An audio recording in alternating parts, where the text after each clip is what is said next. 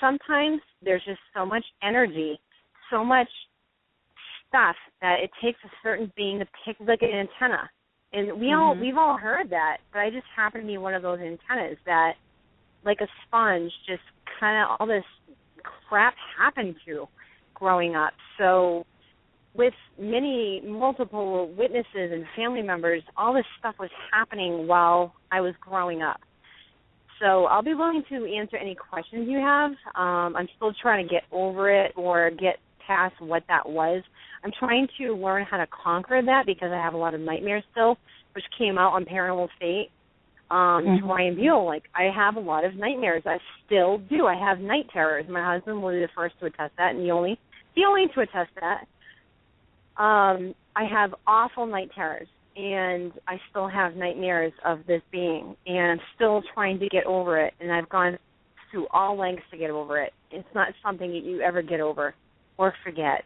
So what happened to me was real. We had witnesses. We had numerous members of our parish church trying to deal with it, and it's not anything that I would wish on my worst enemy. But anything you have for questions, I'm willing to answer tonight. Well, you had, it says, the house that you lived in was a 125-year-old schoolhouse. That's the house I live purchased. in now, not the house I grew up in. Okay. Yep. And, it was a schoolhouse built in the 1800s. Now, the house I grew up in that was on the site of the King Philip's War, I only lived there from birth until 21 years old. Wow. And that's where I had the worst of my experiences. Now, did that only happen to just you, or did it happen to your family? No, it happened to everybody, including some witnesses. I was a babysitter for the local neighborhood kids. This went on to multiple witnesses throughout the neighborhood. Neighborhood kids that would come over and play with my sister. My sister was 12 years younger than me, so she would have her childhood friends come and play. There have been reports of these kids running out of our house. Now, when I was too young to remember, my parents told me that my babysitters used to actually, the Melanson family, and the Melansons still live in Leominster to this day. And the oldest was my babysitter. I don't want to give her out her first name, but she ended up leaving me alone because the dishes were flying out of the cabinets on their own. Oh, wow. And that, I mean, that's typical movie star stuff, but we had so many other things that were going on behind the scenes. I grew up with this from such a young age. I thought this stuff was normal.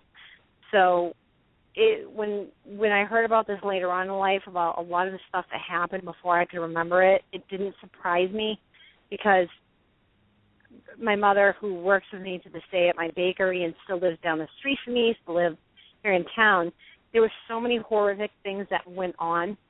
I can't even begin to, start. And it all started with an origin, and now I'm having more of a better idea as to why it happened. But it did happen, and there were witnesses. Wow. So you said that this started, for 21 years. Was that from the time you were born, or was that? Yep. So was this actually happening at your birth, or did it actually happen before your birth too? With your family. With your family, yeah. My birth was pretty uneventful. I was born in Fitchburg, Massachusetts, which is the next town over at Burbank Hospital. My family had just recently moved to Leominster, which is where I live. And nothing had happened at my birth. Things started happening from a young age, about, I'd say probably 2 years old and up. I had cold-blooded, is that coded blue? Cold-blooded? Blue. Coated blue. Coated, yeah. I had actually died at a children's hospital here in New England, and the doctors had shoved my mother out of the room and said, we got to work on her, and they were screaming, code blue, code blue. I had pneumonia at 2 years old. I was a frequent flyer of wicked sicknesses. I was born very, very, very sick. I was born allergic to eggs. I was born allergic to milk. I was born allergic to chocolate, feathers, dust, pet hair, horse hair, you name it, like any kind of milk. It was a horrific allergy. And I was a very sick child. At 2 years old, I had pneumonia. I had died in the children's hospital. They had revived me. And while my mother was being pushed behind a plastic door please stand back, please stand back. She was pushed outside the door. A woman came up to her and said, he may not get her now, but he'll get her later. My mother didn't know what that meant at the time, but if you do dwell on it, it's not exactly the best news anyone's heard. The lady disappeared. She never saw the lady again. Well, that was kind of creepy. Like, he's not going to get her now. He'll get her later. Many years later in the Catholic Church, there was some kind of prayer ceremony. I think, I'm trying to remember back, because you have to understand, like, when there's so many family moments where things happen, it's kind of, like, hard to decipher what was what, but it was something to do with me. I think it was my first communion. A woman went up to my mother, and while there was a prayer, it was at St. Anne's Parish in Leominster here, and some lady went up to my mother and said, you don't think that that's really about her, do you? And it was, you know what, I think it was about Ralph DiOrio, actually. Ralph DiOrio was a very, very, very famous, world-renowned priest that did healings. And said to my mother, you don't think that's about her, do you? And she looked at my mother, and the second thing she said was, he's going to get her. So my mother said she was wearing black, and that's all she remembered about the lady. She was very dark hair, dark clothes at a prayer ceremony. Now, I was so sick as a kid that I ended up on 2 episodes of the 700 Club with Pat Robertson. There was a miracle. The miracle was that Pat Robinson had a vision of a young girl who couldn't eat eggs. And I don't know. You got to understand, I was in 4th grade, so I had no control over this. My mother wrote in the show and said, I think you were talking about my daughter. And I ended up being on the show, not once but twice. The second time they did a follow-up. The first time we talked about my miraculous healing to egg allergies, which a lot of people don't really know. I didn't really tell a lot of people in the paranormal at first that, Dr. Feldman, a very prestigious doctor in my town, I was the youngest patient that he ever did an allergy test to.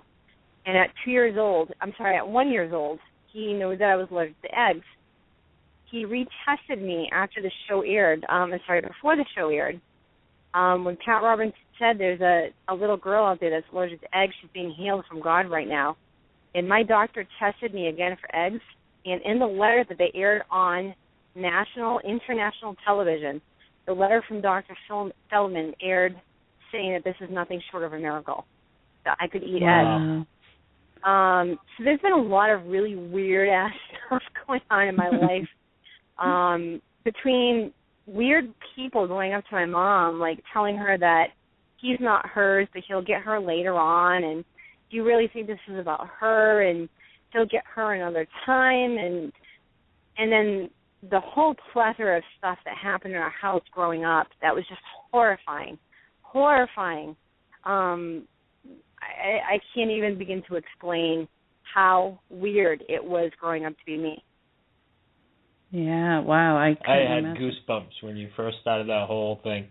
Yeah. That was... Yeah. It's all documented. I mean, people might not believe me, but this is all documented within the medical system, within the 700 Club on national television. It is weird. It is goosebump material. Can you imagine living it? Well, no, what's ironic is here you have your cakery, your shop, and all that's like, eggs, milk, you know what I mean? This is stuff you were allergic to, and now you must use them in your bakery. Honest to God, like, I've been able to eat eggs ever since, and I adore eggs. I love eggs, but I was allergic to so many other things. Like, to this day, I'm still allergic to walnuts. I haven't kicked all of my allergies, but the one big one was eggs. And if I had a choice, it would be eggs, because eggs is in everything. But that's a documented miracle that my doctor said before he passed away from leukemia. And you could research Dr. Feldman online in Leominster. There's an entire wing dedicated to him in the library. I mean, people loved that man. His wife was an allergist. He said it was nothing short of a miracle what happened to me overnight. And I'll never forget that night when my mother was watching TV and saw him say that and dragged me out of the bathtub. And he was saying there's a little girl out there that's allergic to eggs.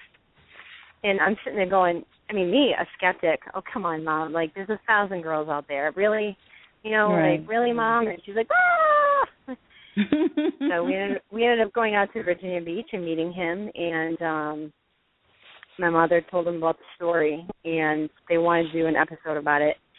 That, call that paranormal, call that a miraculous thing, I don't know, but it was a comedy of errors in my entire life about paranormal and miraculous things, if you'll call it that.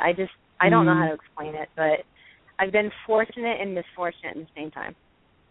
Yeah. Well, that's good. I mean, you look at the good as well with the bad, which I think is important to survive in this world. I mean, my mom, she told me a long time ago, to always be thankful for the bad, because the bad is happening because there's something good coming out of it, Well, and she was right. And the bad has taught me a lot of strengths, I was bullied so much for all of this growing up.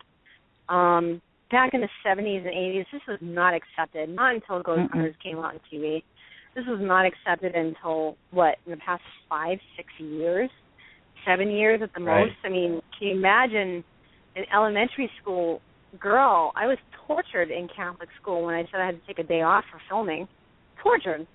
The kids were so jealous. We had a class of 13. Very upset at me and very jealous, and I was picked on until the cows came home. You have no idea. All because I didn't really understand at that point what was going on. I was a puppet for my parents, just going with the flow. We weren't back then what we were today, educated and open-minded. Now, it was tough.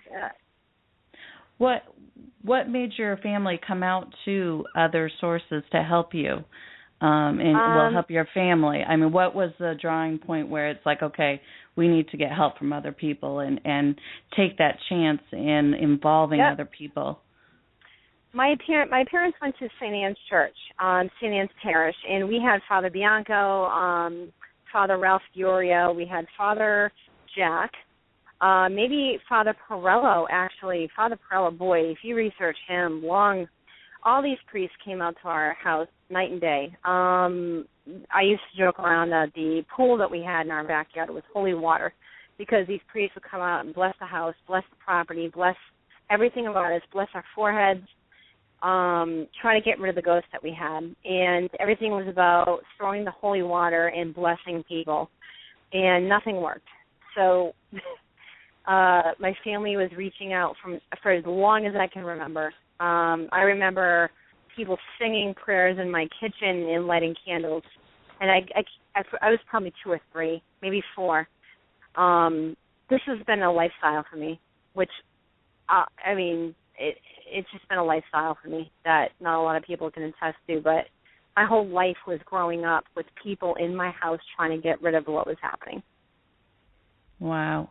Now, that house, where the location of King Philip's War, that one, is that still standing? Oh, yeah. Yeah, in fact, about a year and a half ago, I drove up in my car and left a note in the door for the people to talk to me. I was writing for my book, and I wanted to interview them about what was going on possibly in that house. I know they were all home. I know the door was open. When I pulled up, there were cars in the driveway. They would not come to the door. So I don't have any explanation for that. Maybe they were out in a family walk. I mean, I have to think skeptically here. Perhaps they had no idea. Maybe perhaps they didn't get my note in the door. It could have blown away. But I've tried on 2 separate occasions to contact that family to talk to them about what happened to me in that house. They will not return my calls. My neighbors know nothing. It's kind of, I don't know. I don't know too much after moving out of the neighborhood. My mother moved out of that neighborhood. We don't know much more without prying too much. I don't want to look desperate, but I've tried reaching out twice to those people to find out if they've had any issues in that house. Perhaps they don't believe in it. Perhaps it's not their religion. Perhaps they've had no issues and they just don't want anything to do with it. I respect that, but I've tried twice. Wow. I'm so curious if they are having issues. Yeah, me too. I mean, that's quite the ground. If it means anything, that my sister used to babysit for them after we all moved out. My sister babysat for the last 2 families in that house. No family lasts that long. They all